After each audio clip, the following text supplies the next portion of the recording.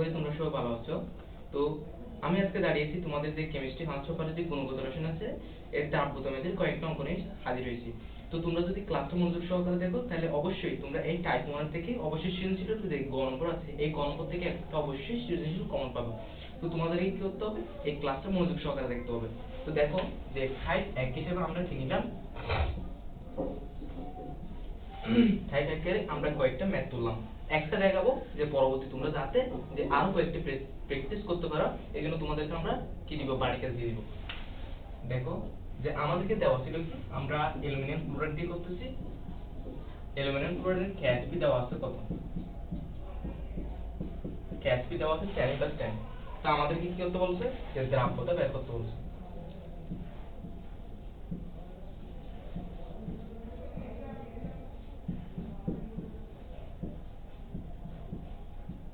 দ্রাব্যতাটা নির্ণয় করতে বলছে। তো আমাদের প্রথম কাজ কি, প্রথম কাজ হচ্ছে এই যে অ্যালুমিনিয়াম ক্লোরাইডটা দেওয়া আছে, তো এই অ্যালুমিনিয়াম ক্লোরাইডের যৌগমূলকটাকে আমাদেরকে বিক্রিয়া সহকারে বানাতে হবে। তো বানার জন্য আমরা কি করতে পারি, যে অ্যালুমিনিয়াম ক্লোরাইড যখন বানাবো তখন একটা অ্যালুমিনিয়াম 3 ক্লাসের যে যোজনী, তাহলে এটা আসবে, আর ক্লোরাইড আয়নের যে ঘনমাত্রা এটা আসবে। আর যেহেতু তিনটা, এই জন্য আমরা সমাধান করার জন্য তিনটা দিয়ে দিলাম। তাহলে এখান থেকে H পরিমাণ বিয়োজিত হলো, H পরিমাণ বিয়োজিত হয়ে এখান থেকে H পরিমাণ উৎপন্ন করলো, আর এখান থেকে 3H পরিমাণ উৎপন্ন করলো, ঠিক আছে।